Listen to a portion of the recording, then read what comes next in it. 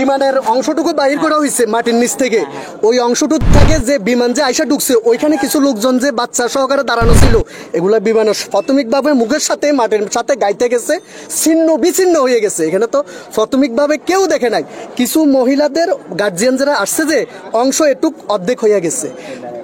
এবং কতগুলা মেয়ের সেনাবাহিনীর জামা কাপড় খুলে নিজের জামাটা খুলে ডাকছে যে এটা আমার, সবার কথাটা এই যে লেফটেন্যান্ট কর্নেল যে তাসিন, সে ফিসুন দি হ্যামার দি দেওয়াল ভাঙছে, আমার কথা না, স্টুডেন্টরা কথা সত্য, এই যে স্টুডেন্টরা আছে এবং সমস্ত ছেলেগুলা ফার্স্ট ইয়ারের সেকেন্ড ইয়ারের সমস্ত ছেলেগুলা কাজ করছে। আমি সেনাবাহিনীর সাথে কাজ করছি, একসাথে লোক সরাইয়া পানি আনার ব্যবস্থার উদ্ধার তৎপরতা যেন সহজ হয়, এই কাজগুলা করছি।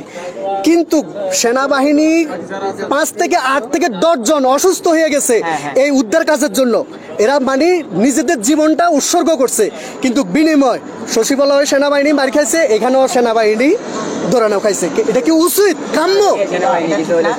এখন কিছু হইলে কেন আমরা, এরা আমার সন্তান না? তোমরা পড়ালেখা কইরা এরা একসময় সেনাবাহিনী হবে না? এরা একসময় অফিসার হবে না?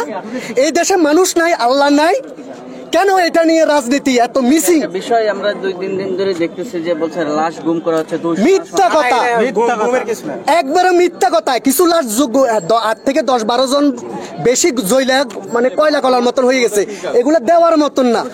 এই লাশগুলা কাকে দিবে? ডিএনএ টেস্ট ছাড়া কি দেওয়া সম্ভব? এই বাচ্চাগুলো এই লাশগুলা কিছু ঢাকা মেডিকেল আছে, বাইনিট আছে, সিএমএস এ যেখানে হেলিকপ্টার দিয়ে আমরাই তো উঠাইছি, আমরাই প্রেজেন্ট ছিলাম। ওই 8-10-12 জন প্রাথমিকভাবে চিকিৎসার জন্য তাড়াতাড়ি হেলিকপ্টারে নিয়ে গেছে। যে জায়গা হেলিকপ্টার সেনাবাহিনী নামাইছে, এতটা রিক্সে নামাইছে, বড় হেলিকপ্টার আসছে, কিন্তু কতটা রিক্সে। তাহলে ওই সেনাবাহিনীকে আমরা যদি অন্তত কৃতজ্ঞতা প্রকাশ করা ছিল প্রশাসনকে, যে সেনাবাহিনী সর্বোচ্চ জীবন দিয়ে কাজ করছে। আমি প্রেজেন্ট সেনাবাহিনীর সাথে ছিলাম, সমস্ত গাইডিয়ানরা দেখছে, সবাই দেখছে। কারণ আমার এক ছেলে ওই যে কলেজে এবার পরীক্ষা দিতে আছে মাইলস্টোনে, আমার মেয়ে এখান থেকে বাইর হয়ে গেছে, আমার এক ছেলে 7-এ পড়ে, আমার বাসা ভিতরে। শোনার সাথে সাথে আমরা দৌড়াই আসছি এখানে। কেন বাংলাদেশের মধ্যে আইন প্রশাসনকে সাথে সাথে দোষারোপ করা হয়? ওনারা মানুষ না? আমাদের সবার কি এটা বোঝা উচিত না? আমরা একদিন এই পোশাকগুলো পরবো না? কথা হইলে আপনি দেখছেন সচিবালয়ের মধ্যে কিভাবে পুলিশকে ফাত্তরগুলা মারছে, এটা কি কোনো মানুষের কাজ? এটা কিন্তু বলতে পারবেন না স্টুডেন্টরা মারছে। কে মারছে? দুষ্কৃতিকারী। এইটা স্টুডেন্টদের নাম দিয়ে, স্টুডেন্টের নাম দিয়ে কিন্তু সবাই।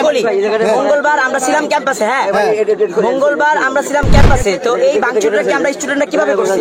স্টুডেন্টরা, এখানে কিছু স্টুডেন্ট ছিল, কিছু রাজনীতিক বহিরাগত ছিল। শুনেন একটা জিনিস, আগে সর্বপ্রথম আমাদের এই বাচ্চাগুলা ছোট ছোট, এদেরকে যেভাবে বুঝ দিবে এইভাবে। আমি যদি বলতে যাই, এই যে 2টা বাচ্চা যে বাইর হইয়া একা একা হাইটা ওইখানে চলে গেছে, এদেরকে ধরার কেউ ছিল না। সিএনজি সিঙ্গেল দিছে, সিএনজি দাঁড়ায় নাই। মাইলস্টোনের ফিয়ন ছিল, ড্রাইভার ছিল, স্যারেরা ছিল। এখানে 20-30টা গাড়ি আছে না তোমাদের? সিঁড়ি আছে কিনা? তাহলে মাইলস্টোনের গাড়িগুলো বাইর করি, ওই বাচ্চাদেরকে নেয় নাই কেন? গার্ডিয়ানরা যে আহাজারি করতেছে, মাইলস্টোনের গাড়িগুলো বাইর করি, ওদেরকে লিফট দেয় নাই কেন? মাইলস্টোন কি কোন দায়িত্ব পালন করছে? ছাত্ররা করছে। এই ছেলেগুলা লাশ উদ্ধার তৎপরতার মধ্যে লোকজন সরাইছে, লোকজনকে সান্ত্বনা দিছে। প্রতিটা মুহূর্তে ছাত্ররা 9-10 কোন টিচার এখানে অবদান রাখে নাই। যে মেরিন মিস মারা গেছে, উনি আগে 7 নম্বর ওই যে লেক ডাইভ রোডে ক্লাস নিত। 2015 সালে আমার ছেলে যেটা এখন পরীক্ষা দিতে আছে ইন্টার, সে তখন 4-এ ছিল। মেরিন মিস আমার ছেলের ফরম টিচার ছিল, ওনার সাথে আমাদের খুব গুড রিলেশন ছিল। আমার বাসা লেক ডাইভ রোডে ছিল। এই কলেজের কারণে 3 বাচ্চার কারণে আমি বাসা শিফট করে নিয়ে আসছি আজকে 8-10 বছর এখানে। সত্যটা বলেন, দুনিয়ার মধ্যে একদিন মানুষ বাঁচে থাকবে, একদিন কেউ থাকবে না। সত্য কথা বললে আল্লাহর কাছেও ভালো ভাবেন এবং দুনিয়াতেও ভালো ভাবেন। আল্লাহ বলতে তো এই সেনাবাহিনীর এত কাজ করি, এরা লাস্টে অবদস্ত হয়ে মায়ের শিকার হইল। এটা কি দুনিয়ায় কি করে নাই প্রশাসন? সমস্ত বিমান বাহিনী সাড়ে সাজে ছুটে আসছে। আমাদের রাস্তাগুলো তো জ্যাম, তারপরে এই বিমান নৌবাহিনীর সাথে সাথে ছুটে আসছে, সবাই আসছে। সেনাপ্রধান কয়েক কিছু বলবে করে সেনাপ্রধান সাথে সাথে আসছে। ঘটনা অবস্থায় আমার কথা মিথ্যা? আমি কোনো মিথ্যা বলতেছি? আসছে সেনাপ্রধান, সাথে সাথে উনি নিজে আসছে যেখানে কি হচ্ছে।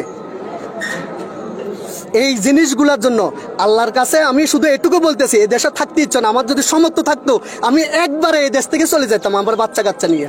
এই দেশের মিথ্যা রাজনীতির মিথ্যা মিছিল, এই লাশ নিয়ে এই নিয়ে সেই নিয়ে মিথ্যা কথা, এগুলোর কারণে আমার মনে হয় এই দেশ থেকে মনে হচ্ছে চলে যায়। আর না হয় আল্লাহ তুমি আমাদেরকে মৃত্যু দান করো।